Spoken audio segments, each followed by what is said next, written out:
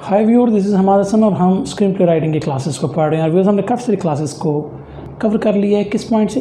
Character arc के point of view से। और व्यूअर्स, करैक्टर आर्क ही बेसिकली हमारा करैक्टर डेवलपमेंट का एक हिस्सा होता है।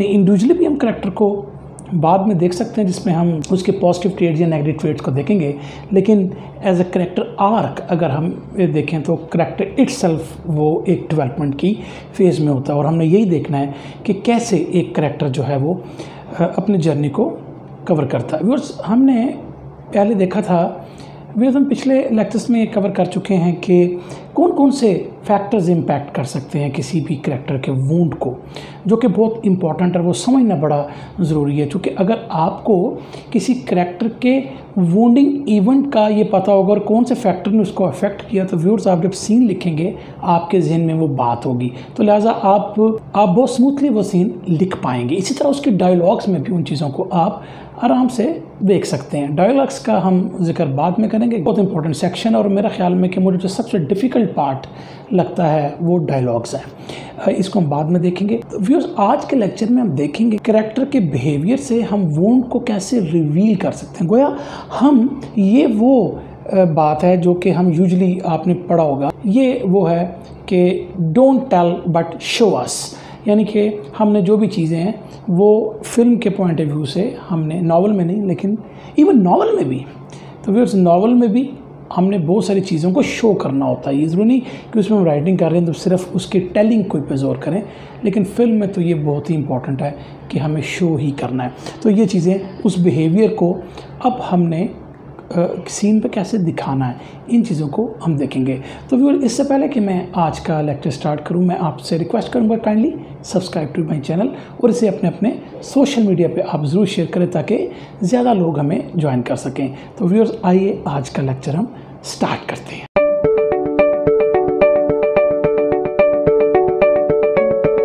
तो व्यूअर्स, हमने पहले भी जिक्र किया था कि जो भी हमारे पास्ट के इवेंट्स होते हैं करैक्टर के लिए, जो भी वूंड्स उसको लगे होते हैं, उसको जब हम रिवील करेंगे, जब उसको हम बताएंगे, तो फिर उससे एम्पैथी पैदा होगी, सिंपैथाइजेशन पैदा होगी किसी भी करैक्टर के लिए, और ऑडियंस उससे जुड़ जाएंगे। ये बहुत इंपॉर्टेंट होता है। अगर हमने हीरो को ऑडियंस के साथ अटैच करना है इमोशनली, तो वी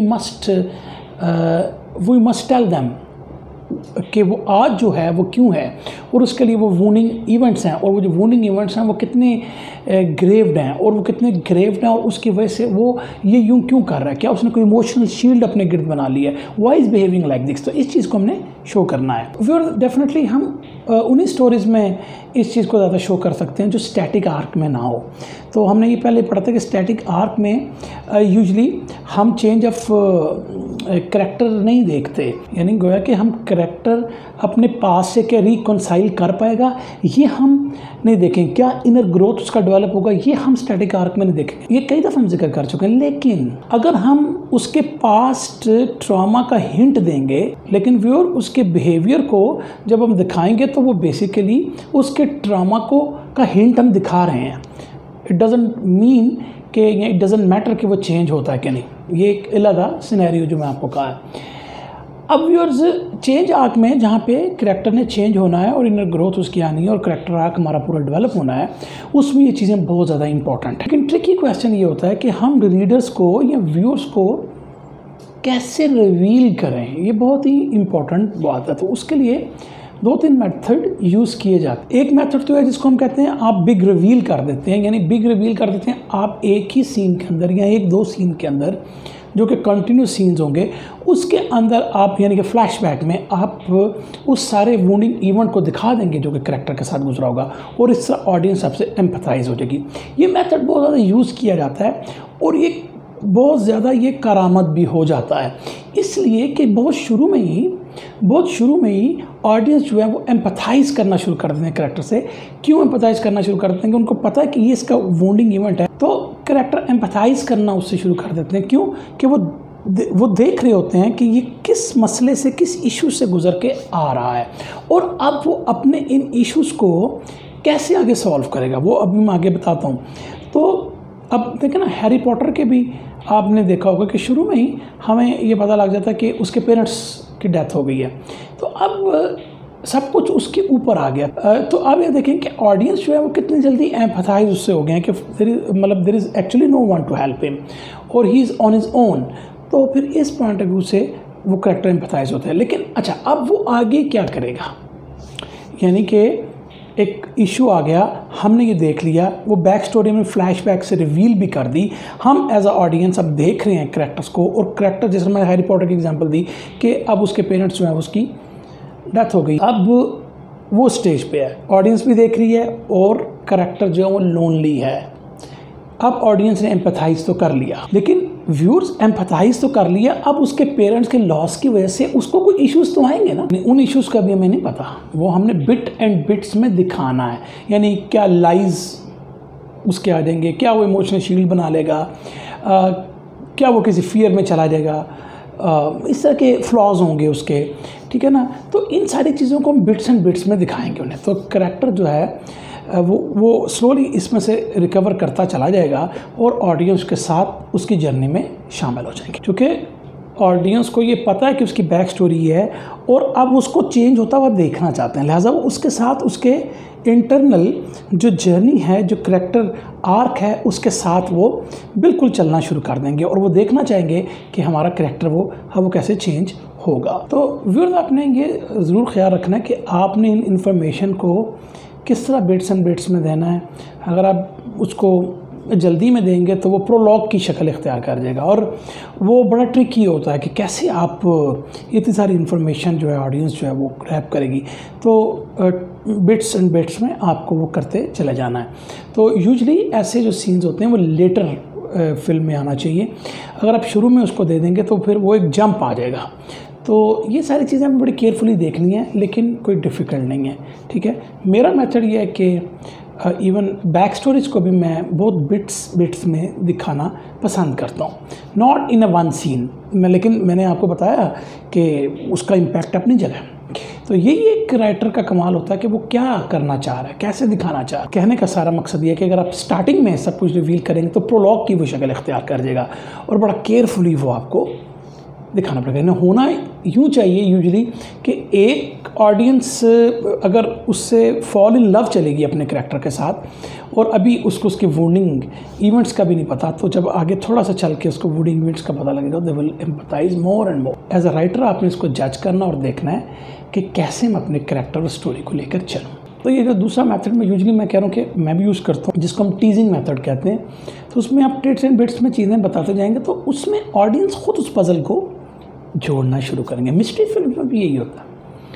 मिस्ट्री फिल्म में भी यही होता है कि वो मैंने हमेशा कहा कि मिस्ट्री फिल्म अगर आपने लिखनी है, कत्ल सपोज हुआ और उसको सॉल्व करना है, तो आप एंड से स्टार्ट लें, तो आप पीछे तक आ जाएं तो आपका मसला हो जाएगा। तो टिट्स एंड बिट्स में जब आप चीज़ों को बताएंगे तो ऑडियंस जो है ख़ुद भी अपने जहन से उस पज़ल को सॉल्व करने की कोशिश करेंगे और फिर फाइनली जब हम एज अ राइटर या ऑथर उसको रिवील करेगा तो वो फिर मोमेंट आएगा कि अगर उसमें ऑडियंस उसको सॉल्व कर पाए होंगे तो उनको बड़ा मज़ा आएगा, नहीं कर पाएंगे तो उनके लिए नई रिवीलिंग चीज़ होगी। तो व्यूअर्स, यही मैं कह रहा हूँ कि तो ख़ास तौर पे जितनी भी आपकी मिस्ट्री फिल्म होती हैं उसमें बहुत ज़्यादा ये देखा जाता है कि आप जो हैं वुंडिंग इवेंट को बहुत एंड में ही दिखाते हैं, क्योंकि आप चाहते हैं कि ऑडियंस उसमें इन्वॉल्व होकर ख़ुद सॉल्व करने की कोशिश करें और फिर वो एक सीन आता है कि जिसमें बेसिकली फिर उसकी वो वुंडिंग इवेंट जो है वो रिवील हो जाता है। तो व्यूअर, इसका मतलब ये हुआ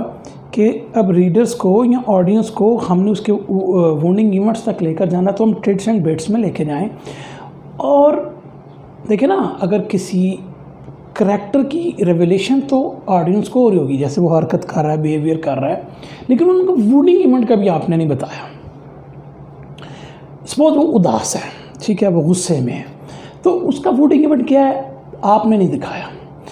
अच्छा, आपने नहीं दिखाया, क्यूरियोसिटी ऑडियंस की बढ़ गई, लेकिन वो करैक्टर के बिहेवियर में चीज़ों को देख रहे हैं, वो अपनी शायद सेंस लगा रहे होंगे उसका, ये ना वो उसके डायलॉग से कुछ रिवील हो गया तो आपने टिट्स एंड बिट्स में बता रहे हैं।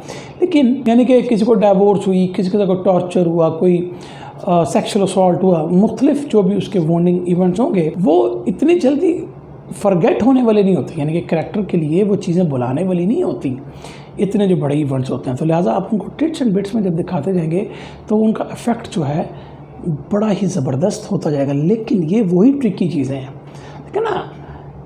स्क्रीन प्ले राइटिंग पढ़ने का क्या हमें फ़ायदा है? यही तो फ़ायदा है कि हम इन्हीं चीज़ों को सीखें कि भाई क्या मैंने रिवील करनी है पास्ट की चीज़ें, पहले 2 सीन में मैं रिवील कर दूं, क्या ये मुझे फ़ायदा देगी? Usually I feel it difficult और मुझे ये थोड़ा सा बुरा सा लगता है कि बुरा सा यानी कि ये मुझे थोड़ा सा डिफ़िकल्ट भी लगता है। और मैं समझता हूँ कि इतनी जल्दी अगर आप बैक स्टोरी को रिवील कर देंगे डिपेंडिंग अपॉन द स्टोरीज, मैं आपको पहले बता रहा हूँ, लेकिन मैं मोस्ट ऑफ द केसेस में कह रहा हूँ don't go straight into the past scenes early, ठीक है। तो ये देखें the eternal sunshine of the spotless mind film में अगर आप देखें तो बहुत खूबसूरती के साथ टिट्स एंड बिट्स में वो पास्ट के इवेंट्स दिखाए जा रहे हैं, तो वो आप एज अ रेफरेंस फिल्म को भी देख सकते हैं। तो इन चीज़ों को मास्टर करने के लिए you have to work on it. सोचना है, उठा के सीन नहीं लिख देने और यार अभी बस इसको मैं पास्ट दिखा देता हूँ। भाई क्यों दिखा देता हूँ, ज़रूरत है अभी, ये हमने चीज़ों को देखना होता है। तो रिवीलिंग बड़ी इंपॉर्टेंट है। एज अ राइटर भी जब आप रिवील कर रहे होते हैं ऑडियंस को, यानी ऑडियंस के लिए रेवलेशन भी आ रही है, और अगर करैक्टर को भी आपने रिवील करना है, कुछ चीज़ें करैक्टर को आप रिवील कर रहे होते हैं, ऑडियंस को नहीं रिवील कर रहे होते। कुछ ऑडियंस को पहले पता होता है, करैक्टर को नहीं पता होता। तो ये सारी चीज़ों को आपको देखना है। एनी हाउ हम इन तमाम इन्फॉर्मेशंस को एकदम डंप ना करें ऑडियंस पर, ये बड़ा ज़रूरी है। उसके बाद व्यूअर्स फियर्स हैं। तो व्यूअर्स हमने पढ़ा था कि वुंडिंग इवेंट के बाद फियर्स आ जाते हैं, बहुत सारे करैक्टर्स में आते हैं। तो अगर क्या हम वुंडिंग इवेंट को बता दें? नहीं, हमने उस फियर से खेलना है। सपोज जैसे मैंने कहा कि किसी के साथ टॉर्चर हुआ, अब उस वुंडिंग इवेंट को दिखा देंगे तो क्यूरियोसिटी ख़त्म हो जाएगी कैरेक्टर की। ड्रामेटिक सिचुएशन तो बन जाएगी, ड्रामेटिक सिचुएशन वो बन जाएगी। मैं आपको बता रहा हूँ कि आप एम्पैथाइज भी हो कर जाएं, लेकिन सम टाइम ये बोरिंग भी हो जाता है और सम टाइम ये बहुत ज़्यादा मतलब जो है जल्दी हो जाता है। तो जब हम टिट्स एंड बिट्स में दिखा रहे हैं तो हम पहले फियर्स दिखाएं ना। वो जो फियर उस वुंडिंग इवेंट की वजह से आया है, उस फियर को वो मुसाफिर अवॉइड कर रहा है, ठीक है। वो अगर सपोज उसके साथ रात को स्ट्रीट में क्राइम हुआ है, ठीक है, तो वो सपोज अवॉइड करेगा। अगर अपने दोस्त से कहेगा आओ चलो वॉक पे चलते हैं, वो कहता है नहीं, तो आप कहेंगे यार ये क्यों नहीं जा रहा वॉक पे? तो आप उसका फियर दिखा रहे हैं, आप उसका वुंडिंग इवेंट नहीं दिखा रहे, आप उसका फियर दिखा रहे हैं। तो इस टिट्स एंड बिट्स में जब आप इन चीज़ों को देखेंगे तो माइट भी खुद ही ऑडियंस जो है वो उसकी वुंडिंग इवेंट तक पहुँच जाए। व्यूअर्स इसकी एग्जाम्पल एक यूँ भी ले लेते हैं। एक कॉलेज का स्टूडेंट है, आपका करैक्टर है वो, ठीक है, और आपका करैक्टर है 20-21 साल का लड़का है, और उसको ऑफर मतलब वो कॉलेज में बताया जाता है कि बड़ा अच्छा जिमनास्ट है सपोज। तो आपको एज अ ऑडियंस खुशी होगी, हम दिखाएंगे, कुछ सीन दिखा सकते हैं जिसमें वो अपना एक्रोबैटिक्स कर रहा है, चीज़ें कर रहे हैं, तो आपको थोड़ा सा ज़्यादा हुए करैक्टर जो है जिमनास्टिक करते हैं, एथलीट है, ओके, आपकी थोड़ी सी उसके साथ सिंपैथीज डेवलप हो जाएंगी। अब एकदम से ऑफर आती है कि उसने कॉलेज की टीम को लीड करना है, और लीड करके उसने जो दूसरा कॉलेज है, ठीक है, उनके साथ मुकाबला करना है, और उस करैक्टर ने लीड करना है। वो अब लीड नहीं करना चाह रहा। लीड क्यों नहीं करना चाह रहा? अब सारे ऑडियंस देखेंगे कि ये क्या चक्कर है, ये क्यों नहीं लीड करना? क्वेश्चन अराइज होंगे। हो सकता पहले वो के मेरे घुटने में दर्द है, तो उसके जो मेंटोर होंगे यार घुटने का इसकी सेटिंग कराओ, इलाज करो, फिर वो देखेगा इस तरह भी अवॉइड नहीं हो रहा, फिर ये आप सीन डाल रहे हैं, आप सीन ये डाल रहे हैं, ठीक है ना। फिर आप कहेंगे कि वो ये कहेगा कि इसमें मेरी टीम में एक लड़का है तो मैं उसके साथ कंफर्टेबल नहीं हूँ, तो कोच कहेगा ओके मैं उसको निकाल के किसी और टीम में डाल देता हूँ, आप लीड करो। जब 2-4 सीन सपोज आपने, मैं आपको बिल्डिंग की बात बता रहा हूँ, आपने बिल्ड कर ली है, अब भी वो लीड नहीं करना चाह रहा। जब अब भी वो लीड नहीं करना चाह रहा तो क्वेश्चन ऑडियंस के ज़हन में आएगा भाई क्यों नहीं लीड करना चाह रहा, तो फिर हमें पता लगेगा कि असल में कोई उसका वूनिंग इवेंट है। हो सकता है कि उस कॉलेज का जो टीम का लीडर है उसके साथ कोई पर्सनल इश्यूज़ हो और उसने वो ड्रामा लिया हो, तो अब वो उसको फेस नहीं करना चाह रहा। ओके, तो इस तरह आप बिल्ड करते हैं। उधर आपने अपना एंटागनिस्ट बिल्ड कर लिया, इधर आपने अपना प्रोटैगनिस्ट बिल्ड कर लिया। तो इस तरीके से आपने अपनी स्टोरीज़ को बनाना होता है। ये नहीं कि मैंने किसी का स्क्रिप्ट उठाया है, जैसे हमारे व्हाट्सएप ग्रुप में आता है कि ठीक है जी उसी के स्क्रिप्ट को लो और अपने करेक्टर, ऐसा नहीं होता। Develop your character, love your characters, love your protagonist, love your protagonist, love your antagonist. ये बड़ा इंपॉर्टेंट है। एंटागनिस्ट से भी उतना ही प्यार करें जितना प्रोटैगनिस्ट से करते हैं। सोचें वो लोग क्या हैं, वुंडिंग इवेंट्स तलाश करें, उस वुंडिंग इवेंट को इन्फॉर्मेशन देने के लिए टिप्स एंड बिट्स में ऑडियंस को बताएं। उस वुंडिंग इवेंट की वजह से जो फियर्स, फ्लॉज और जो नेगेटिव ट्रेड्स को डेवलप होकर उसको एक्सप्लोर करें। Don't go directly to the wounding events. तो फिर इससे जब आप स्टोरी डेवलप कर लेंगे तो फिर जारी बात है, वो हमने जिक्र किया वो कैसे फिर किसी ने अपने फियर्स के वो लम्हा आएगा, वो मोमेंट आएगी कि जहाँ पे वो समझ जाएगा कि उसको इस फियर ने रोक के रखा हुआ है, इतना कोई बड़ा मसला नहीं है। तो फिर ऑल टुगेदर वो जो है उसके साथ मुकाबले के लिए रेडी हो जाएगा। तो आपने एज अ राइटर इन चीज़ों को एनालाइज करना है, देखना है antagonist, protagonist, fears, warning events क्या हैं, सारी चीज़ों को देखकर आपके सीन्स आपको खुद बोलेंगे कि इधर ये सीन डालो, ठीक है, क्योंकि आपको पता होगा कि ये क्यों नहीं करना चाह रहा, तो उसके लिए आपने सीन्स डाले। जैसे मैंने आपको जिक्र किया कि वो नहीं लीड करना चाह रहा, तो उसके लिए आपको सीन डालने पड़ेंगे ना। आप वॉर्निंग इवेंट नहीं बताएंगे, अगर वॉर्निंग इवेंट आपने बता दिया आपके पास अपॉर्चुनिटीज़ कम होती चलेगी। उसके बाद योर सेल्फ डाउट, इसको भी हमने पढ़ लिया, सेल्फ डाउट भी आ जाते हैं वॉर्निंग इवेंट्स की वजह से।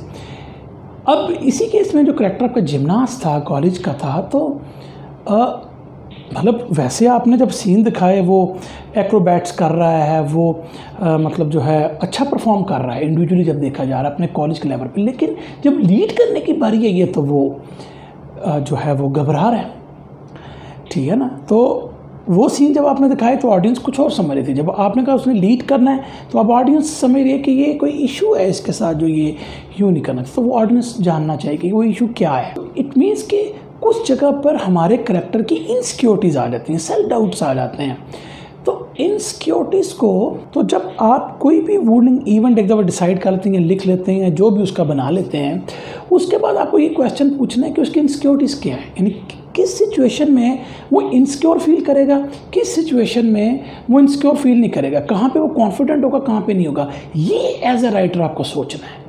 जब वो चीज़ें आप सोच लेंगे तो सीन आपके सामने आ जाएंगे, ठीक है ना। अगर कोई करैक्टर पानी से डरता है, अगर वो पानी से डरता है तो हमें कैसे पता लगेगा? जब आप एक सीन डालेंगे कि जिसमें पता लगेगा कि वो दरिया के पास जाके वो घबरा गया, वो अपने दोस्तों से पीछे चला गया, ठीक है, लेकिन आप देखेंगे कि स्विमिंग पूल में वो नहीं डर रहा, तो आप कहेंगे इसका मतलब कि चलता पानी है, दरिया का, रिवर का पानी है, उसमें डर रहा है। तो वो हमें बाद में पता लगेगा कि एक दफ़ा उसका भाई जो है वो डूब गया था और ये उसको बचाने गया था और वो बचा नहीं सका था, तो वो वुंडिंग इवेंट उसके ज़हन में अभी भी इम्पैक्ट कर रहा है।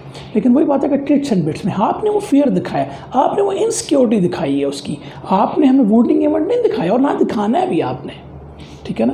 यानी मैं जिस मेथड से चलता हूँ मैं वही मेथड आपको बता रहा हूँ। ओवर रिएक्शन एंड रिएक्शंस भी आपको कई दफ़ा करैक्टर के बारे में बताते हैं। यानी कि अब इसी करैक्टर को लेंगे, जिमनास्ट है, अब अगर आपके उसके डायलॉग्स या आपने ऐसे सीन पहले डाल दिया जिसमें वो लगे कि उसके लिए तो कोई चीज़ करना ही मुश्किल नहीं है, उसके लिए तो कोई प्रॉब्लम ही नहीं है, वो तो मतलब वो साउथ इंडियन फिल्मों वाला हीरो है और वो तो ये भी कर, और फिर आप ये इवेंट ले आएँ कि वो लीड नहीं करना चाहता, तो मुझे बताएं कि ये अंडररेटेड नहीं हो जाएगी बात। तो हमने यही सारी ट्रिक्स हैं, यहाँ पे ही हमें पता लगता है किसी को करैक्टर अपना समझ आया कि नहीं आया। तभी तो मैं ज़्यादा बोलता हूँ कि भाई लोगों को करैक्टर्स का नहीं पता होता। एक लम्हे वो कुछ बात कर रहे होते हैं, दूसरे लम्हे बिल्कुल उसके ऑपोजिट बात कर रहे होते हैं। मैं अगेन ये बात कर रहा हूँ कि सिचुएशन टू सिचुएशन उसने करैक्टर की इमोशन से चेंज होना है। लेकिन क्यों चेंज होना है? वो हमें पता है कुछ वुडिंग इवेंट्स है, कुछ और चीज़ें, कुछ जगहों पर वो ओके है, कॉन्फिडेंट है, कुछ पे नहीं है, लेकिन आपने उसको रिलायबल बनाना है। यानी एक लड़का जो कि डायलॉग बोल रहा है अपने दोस्तों के साथ, ये तो कोई मसला नहीं, मैं तो कॉलेज के, मैं तो यूनिवर्सिटी के लोग भी जो मेरे साथ मुकाबले, मेरे पास तो जो नेशनल हीरोज हैं जिम्नास्ट में, मैं उनको ना छोड़ूं। और फिर जब उसे कहें भाई लीड करो टीम को, तो कि वो तो डरना शुरू हो जाए। तो आपने थोड़ा सा रिलायबल भी बनाना है, सीन्स को इतना मॉडस्ट रखना है कि हमारे पास वो गुंजाइश हो। तो ये सीन्स आपने उन सीन्स को रिलायबल बनाना है, तो थोड़ा सा आपको रिलायबल करना। और इसी के कंट्रास्ट में अगर आप समझते हैं कि आप एक्सपेक्ट कर रहे हैं कि कैरेक्टर सिचुएशन में बिल्कुल ही जो है वो चुप हो जाएगा, नहीं करेगा काम, उस पर वो जो है एक्सेप्ट कर लेता है प्रपोज़ल को, तो उन चीज़ों को भी आपने देखना है। तो हमने बड़ा रिलायबल करना है अपने कैरेक्टर को, और उन चीज़ों को इस तरीके से दिखाना है कि हमारे पास रूम हो, ठीक है ना। हम जब एक स्क्रिप्ट लेकर जाएं किसी के पास, तो पूछे ये सीन कैसे आ गया, तो आप बताएंगे सीन क्यों आया है। तो एज अ राइटर आपको जब पता होगा ना ये सीन आपने क्यों लिखा है, आप उस दिन राइटर बन जाएंगे। मैं आपको बता रहा हूँ, जिस दिन आपको पता लग जाएगा ये सीन इधर क्यों आया है, ये सीन इस कैरेक्टर के लिए मैंने क्यों डाला है, तो कोई आपसे कन्फ्रंट नहीं कर सकेगा।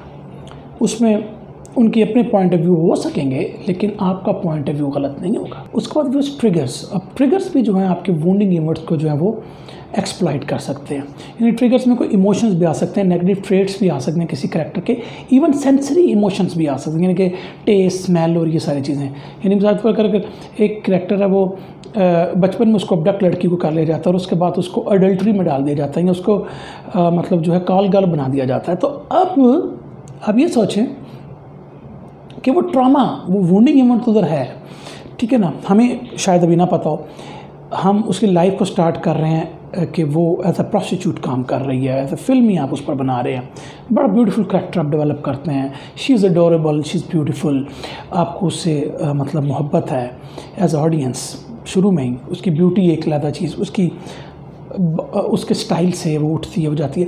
लेकिन आप देखें कि वो ट्रिगर कहाँ पे कर सकती है, इमोशंस तो जो थे वो थे, लेकिन इवन यानी कि एज एन एडल्ट हो सकता है वो बहुत इस टाइम जो है वो खुश हो। क्यों खुश हो, पैसों का कोई मसला नहीं है, वो पूरी दुनिया फिरती है, ओके, उसके फ्रेंड्स हैं, वो पार्टीज़ करती है, वो खुश है, और वो शायद उसको ज़िंदगी में ऐसी ही ज़रूरत थी, वो उसको मिल भी गई। आप इस सभी चीज़ को डाल सकते हैं, उसको ये चीज़ें चाहिए थी, वो मिल भी गई, एक्सक्लूडिंग हर वुंडिंग इवेंट। लेकिन कई दफ़ा ऐसा होगा कि आप देखें ना, इस तरह की जो लड़की है वो हमेशा तकरीबन एक तरह के सिनेरियो में ही लोगों के पास जाएगी।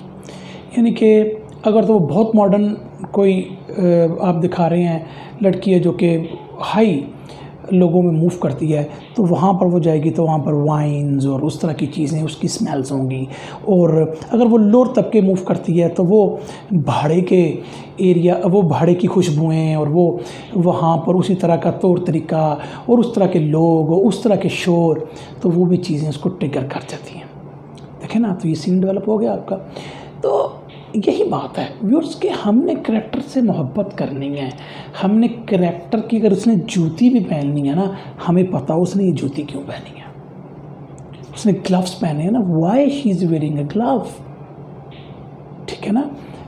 ज़रूरी नहीं कि आप वो लिखें, मैं आपको बार बार कह रहा हूँ, ज़रूरी नहीं कि वो आप लिखें, बट ऐसा राइटर आपको पता हो। तो फिर इसका मतलब कि ऐसे सारे इवेंट्स को ट्रिगर कर सकते हैं। चीप मोटल्स हैं, या वो भाड़े हैं, या अगर वो हाई सोसाइटी मूव करती है तो ख़ास किस्म की सोडा की स्मेल होगी, या वो वाइन्स होंगी, या वो मतलब मुख्तलिफ़ किस्म के वही लोगों की बातें होंगी। जो अमीर होंगे वो उसी तरीके से टॉन्ट करेंगे, जो गरीब होंगे उस तरह से चीखेंगे। कुछ लोग ही कहेंगे तो खुशबू से क्या होता है, बिल्कुल ठीक है, लेकिन जब वो रिपीटेडली सपोज़ एक तरह की खुशबू से ट्रिगर हो रहा है, उसको गुस्सा आता है, या उसकी बॉडी जो है वो स्ट्रेच हो जाती है, जो भी आप अपना रिस्पांस बनाएंगे, उसका इमोशनल रिस्पांस बनाएंगे, तो फिर जो व्यूअर होगा वो कहेगा ये कोई मसला है इसके साथ, इस तरह की खुशबू के साथ, इस तरह के एनवायरनमेंट के साथ। तो फिर वो जानना चाहेंगे कि वजह क्या है, फिर उसको आप वुंडिंग इवेंट में लेके जाएँ। उसके बाद भी होता है डिनाइड इमोशंस, यानी कि अब इसी करैक्टर को ले लें जो कि प्रोस्टिट्यूशन के बिज़नेस में आ गई है, मतलब ये उसको तो आप ब्लेम नहीं कर सकते। She was abducted, she was forced to join this profession, ठीक है ना।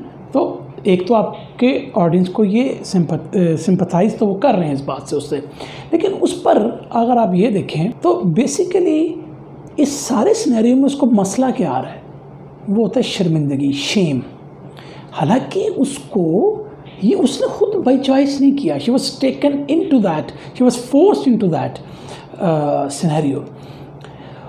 तो अब वो शेम उसका कंपेनियन है, उसके साथ है, ठीक है ना। मतलब अब अगर आप ये देखें कि एज अडल्ट वो जो अभी सारा फिल्म में दिखा भी रहेंगे कि उसको कोई ऐसी परेशानी नहीं, कोई ऐसी शेम, कोई अपरेंटली शेम नहीं, लेकिन ऐसे वो इवेंट्स आएंगे कि जहाँ पे वो शेमफुल उसको बार बार वो बात तंग करेगी। वो उसको फिर अवॉइड करने के लिए क्या कर सकती है, वो कोई ऐसे काम करेगी जो शेम फ्री हो तो चैरिटी का काम शुरू कर दे, लोग उसकी बड़ी वाह वाह करें, ठीक है ना। लेकिन वो इवेंट उसको कहीं ना कहीं तंग कर रहा होगा, वो क्यों, तो एज अ तो ऑडियंस क्या देखेगी, ऑडियंस देखेगी ये क्या मसला, ये मतलब ये एक काम कर रही है, एक तरफ वो चैरिटी का काम कर रही है, ये क्या है, ये क्यों है इतना तजाद, इतना कंट्रास्ट क्यों है। तो वो कंट्रास्ट है कि बेसिकली वो शेम से बचना चाहती है, उसको मसले से बाहर निकलना चाहती है, और वो उस मेमोरीज़ को ख़त्म करना चाहती है, वॉश करना चाहती है। इट मीन्स कि उसने कुछ अपने मॉरल रूल्स बना लिए हैं, बड़े हाई स्टैंडर्ड मॉरल रूल्स बना लिए हैं, जिससे वो चिपकी रहती है। क्यों उसने बना लिए हैं, वो उसने इसलिए बना लिया कि उसको वो शेम, वो शर्मिंदगी वाले जो एहसासात हैं, इमोशंस हैं, वो उसको तंग ना करें। लिहाजा अगर वो उन रूल से हट के कोई उससे बात करना चाहता तो वो नहीं करेगी। तो एज अ राइटर आपको अपने करैक्टर के उन रूल्स का भी पता होना चाहिए। ज़रूरी नहीं कि अपने रूल्स 1 2 3 4 5 करके सुनाए सबको, ना आपको सुनाने की ज़रूरत है, अपने एक्शंस में दिखाना ही आपको एज अ राइटर पता होना चाहिए। ऑब्सेशंस, तो मैंने पिछले लेक्चर में भी आपको जिक्र किया था कि मेरे एक जानने वाले जिसका ये ऑब्सेशन हो गया कि he was sexually assault at the age of 7 और नाउ इज 45 और इतने साल गुजर गए हैं। तो उसको जब वो दोस्तों में बैठता तो कोई जोक आपस में भी कर रहे हो तो लगता है उसको टॉन्ट करता, तो वो ऑब्सेस्ड हो गया उन सारी बातों से। इस तरह अगर आप इस लड़की के बारे में भी देखें तो जब तक वो बड़ी नहीं हुई, एटलीस्ट अगर हम उसको समझ लें, तो मिसट्रीट होती रही। वो कई लोगों में उसको धकेला जाता रहा, उसकी विल के अगेंस्ट, तो मिसट्रीट होती रही, तो वो ऑब्सेस्ड हो गई, उसका कोई ऑब्सेशन बन गया, और वो इसका मतलब कि वो इनसिक्योरिटी की तरफ चली गई है। वो उसको सेफ्टी, वो अपने आप को सेफ नहीं समझती क्योंकि उसका इतनी ज़्यादा मिसट्रीटमेंट हुई है। तो हो सकता है अब उसके अपार्टमेंट में अलार्म्स लगे हों कि कोई अगर अपार्टमेंट में घुसेगा तो अलार्म बजेगा, उसके मोबाइल पे कोई ट्रैकर्स लगे हों, उसके यानी कि है उसके साथ बॉडी गार्ड्स हों वगैरह वगैरह। मैं आपको बता रहा हूँ सीन्स अपने आप डेवलप होंगे अगर आपको उन चीज़ों का पता होगा जो कि कैरेक्टर के इस वक्त चल रही हैं। और रीडर्स को या व्यूअर्स को, अगर वो फिल्म देख रहे हैं, अगर नावल पढ़ रहे हैं एज अ रीडर, और अगर फिल्म देख रहे हैं, व्यूअर्स को ये अंदाज़ा होगा कि देयर इज़ सम वुडिंग इवेंट, तो हो सकता है वो जज भी कर लें कुछ ऐसा हुआ है। तो इस तरीके से व्यूअर्स हम अपने कैरेक्टर पे काम कर सकते हैं, और जैसे मैंने बताया कि हम वुंडिंग इवेंट से कैसे चीज़ों को रिलेट कर सकते हैं। तो व्यूअर्स आज के लेक्चर के लिए हम इतना ही रख रहे हैं, लेकिन ये लेक्चर का सेकंड पार्ट जो है वो भी मैंने आपको और चीज़ें बतानी है ताकि आप और ग्रिप कर सकें किस तरह मैं अपने कैरेक्टर को डेवलप कर सकता हूँ। तो viewers thank you very much. मुझे उम्मीद है कि आपको मेरा लेक्चर पसंद आएगा। Thank you very much once again.